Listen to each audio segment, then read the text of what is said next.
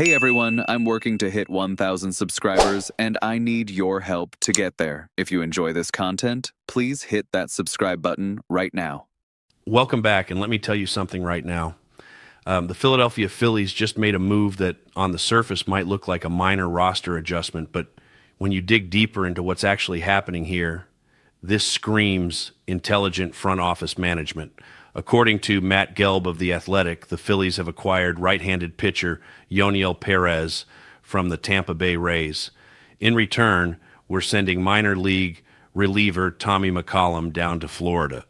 This is the kind of transaction that separates good organizations from great ones. I know what some of you are thinking right now. You look at this roster and say, we have Zach Wheeler, we have Aaron Nola, our rotation is set, and the bullpen looks solid. You're not wrong about any of that. The Phillies entered this offseason without a glaring, desperate need for pitching reinforcements. However, Dave Dombrowski and Sam Fuld understand one fundamental rule of championship baseball. You never ignore an opportunity to acquire elite arm talent, especially when the acquisition cost is this minimal. Let's talk about who Yoniel Pérez actually is, because this matters tremendously. We're discussing a 23-year-old right-hander who was recently designated for assignment by the Rays. Whenever the Tampa Bay Rays, an organization famous for developing pitching talent better than almost anyone in baseball, decides to move on from a young arm, you have to ask yourself why that's happening. The scouting report on Pérez is straightforward and familiar. He possesses an absolutely electric fastball with stuff that jumps off the scouting reports, but he's battled significant command issues throughout his development. Does that profile sound familiar? It absolutely should, because this is the exact same scouting report we heard when the Phillies acquired José Alvarado from the Rays. It's the identical narrative that surrounded Christopher Sánchez when we picked him up from Tampa Bay years ago. Both of those pitchers were considered castoffs, deemed unfixable or expendable by the Rays organization. Look at them now. Sánchez has evolved into an all-star caliber starter who anchors our rotation. Alvarado has become a bullpen weapon we rely on in the highest leverage situations imaginable. Pérez was ranked as the 22nd best prospect in the Rays system before this trade happened. That's not a throwaway player with minimal value. That's legitimate talent with real upside.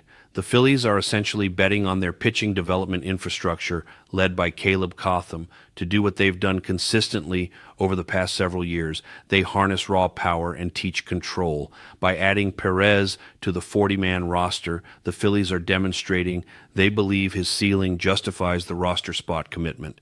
He has minor league options remaining, which provides tremendous roster flexibility and allows him to start the season in Lehigh Valley if necessary while he continues refining his command. We're not just acquiring a pitcher here, we're buying potential. We're purchasing a lottery ticket that has struck gold for us twice before with former Rays pitchers who fit this exact profile.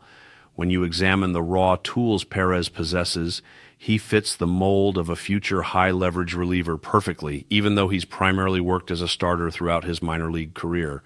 This is precisely the type of low-risk, high-reward move that championship-caliber teams make in December to win crucial games in October.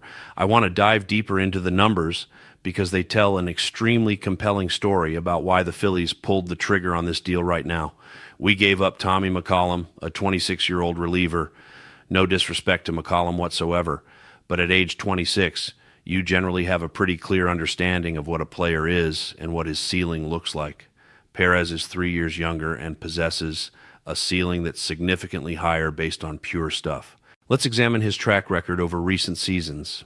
In 2025, Pérez posted a 3.90 earned run average across 14 starts and 16 total appearances. That's a solid baseline for a young pitcher still developing. But if you look back slightly further, the dominance becomes undeniable. In 2022, across 15 games with 10 starts, he posted an absolutely dazzling 2.14 ERA. He followed that performance with a 2.94 ERA in 2023 over 26 appearances. Even in 2024, as a full-time starter making 26 starts, he maintained a 2.95 ERA. These numbers scream consistency in run prevention, even when the walks have been problematic. The underlying data demonstrates that when batters actually make contact, They have a miserable time squaring them up and doing damage. The philosophy here is crystal clear. You can teach a pitcher to throw strikes through mechanical adjustments and simplified approaches. You cannot teach someone to throw a 98-mile-per-hour fastball with natural movement.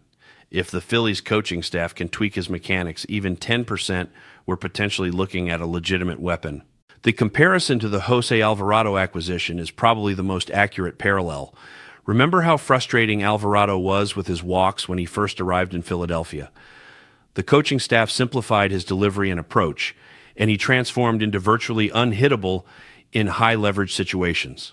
Pérez possesses that same violent delivery and explosive ball flight that makes hitters uncomfortable. This move signals the Phillies aren't resting on their accomplishments from last season.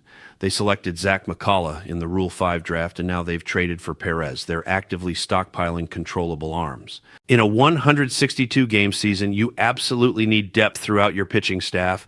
Injuries happen without warning. Fatigue accumulates over 6 months.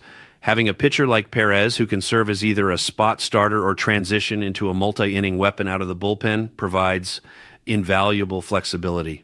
We're talking about someone who, if everything clicks properly, could be pitching high-leverage innings at Citizens Bank Park by August when rosters expand and teams need fresh arms.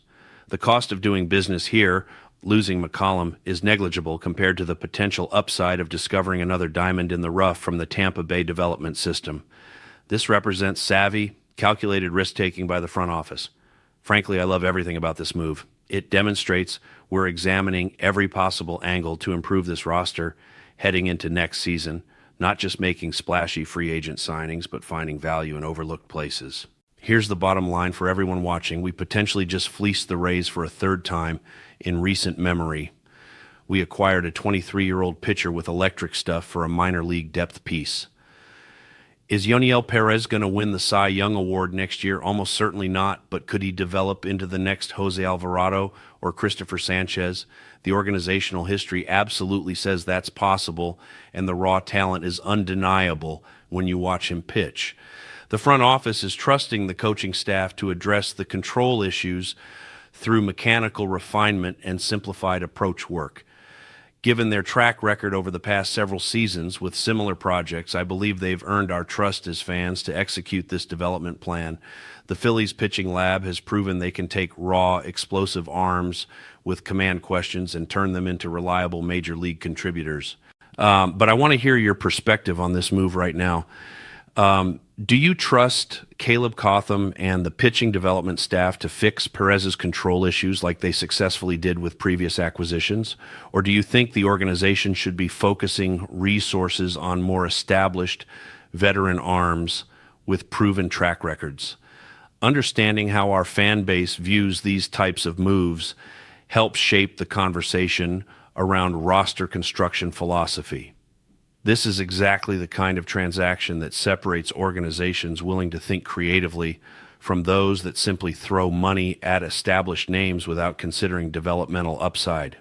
The Phillies are betting on their infrastructure and their proven ability to maximize talent that other organizations have given up on. That's smart baseball operations in action, and it's why this franchise remains positioned to compete for championships year after year. The road to another deep playoff run starts with moves exactly like this one. Finding undervalued talent, trusting your development system, and maximizing every opportunity to add controllable arms to your organization. We're not just reporting transactions here. We're analyzing the strategy behind building sustainable winning rosters. This is the kind of move that might not generate headlines today, but could prove absolutely crucial when we need fresh arms in September and October. Thank you for following along with this breakdown. The Phillies offseason continues with plenty more moves potentially on the horizon. Stay engaged, keep the faith in this front office's process, and let's see how Yoniel Pérez develops within our pitching infrastructure over the coming months.